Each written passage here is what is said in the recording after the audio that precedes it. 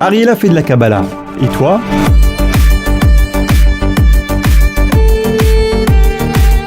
Bonjour Ariel Hachetboun, je rappelle que tu étudies la Kabbale et la Chassidoute avec ton maître en Israël, le Rav Korda, et tu transmets toi aussi cette sagesse. Le titre de tes livres, Une année avec la Kabbale, secret de la Torah et des fêtes juives. Cette semaine, c'est la paracha de Béchalach, la sortie d'Égypte après les 3 dernières Makot, la semaine dernière dans Bo. Béchalach, c'est une section moins connue que Bo ou Yitro, et pourtant c'est la plus populaire puisqu'elle raconte l'ouverture de la mer des Joncs, Yam Souf.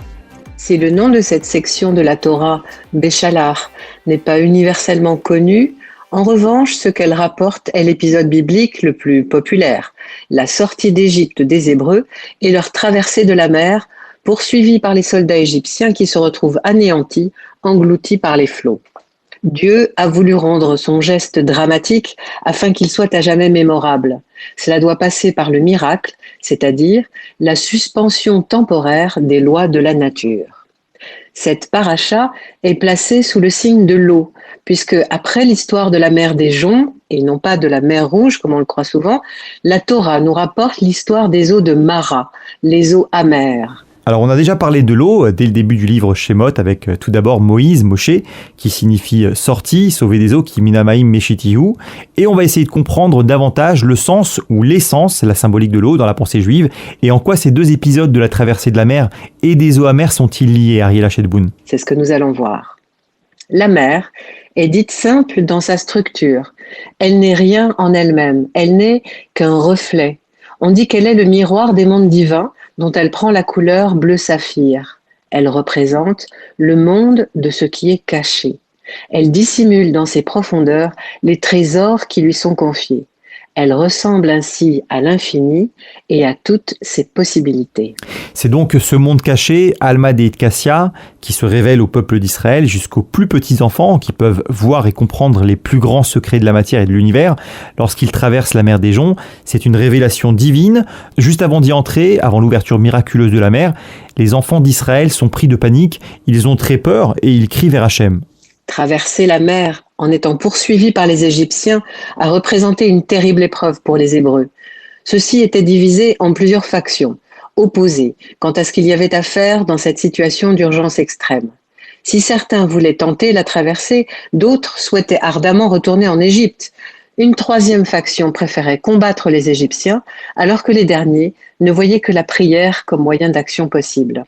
Certains envisageaient même le suicide collectif. Le peuple, divisé dans ses volontés, s'adresse alors à Moïse, qui crie à son tour vers Dieu, mais la mer ne s'ouvre pas. Il faut avancer. Ah oui, mais comment ? Alors le texte dit, dans Exode 14-16, « Et toi, lève ton bâton et dirige ta main sur la mer et divise-la. » Le Midrash ajoute que la mer a résisté à Moïse et qu'il a dû discuter avec elle, rappelant que c'était Dieu qui lui demandait de s'ouvrir. La mer s'ouvre finalement avec la présentation des ossements de Joseph que Moïse avait retirés du Nil et fait transporter jusque-là. La mer s'ouvre, non pas en un passage comme on le croit généralement, mais en 13 canaux, 12 pour chacune des tribus et un 13e canal, le Sha'ar HaKolel, le portique collectif pour les Égyptiens qui ont reconnu l'Éternel, le Erev Rav, qui accompagne les Hébreux dans leur périple. 13 chemins pour les 12 tribus et une de plus, la porte collective, des chemins différents pour se réaliser, chacun selon ses spécificités. Chaque canal est comme une porte pour la prière, car chacun, selon sa particularité, apporte son empreinte personnelle, selon sa nature. L'unité du peuple se fait toujours dans la reconnaissance des singularités, ce qui est tout à fait le contraire de la conformité. Que veut dire traverser, la symbolique de cette traversée de la mer ? Une traversée, cela signifie toujours un avant et un après, ainsi qu'un chemin périlleux qui aboutit à une transformation profonde, et souvent, ça passe par une confrontation à soi-même. Le peuple traverse la mer, mais n'entre pas en terre promise et revient sur la même rive, un peu plus loin, dans le désert de l'Égypte. Mais alors pourquoi ce déplacement ? Parce qu'une traversée au sens symbolique, cela doit permettre de s'élever, d'atteindre un niveau d'élévation, pas un point géographique différent. Ici, c'est la confrontation au miracle, la rencontre avec le divin qui doit s'accomplir. le but véritable, on peut dire que c'est le dévoilement de la mer. Et parvenir à ce dévoilement de la mer, le monde caché, Alma Deit Cassia, on doit traverser la mer.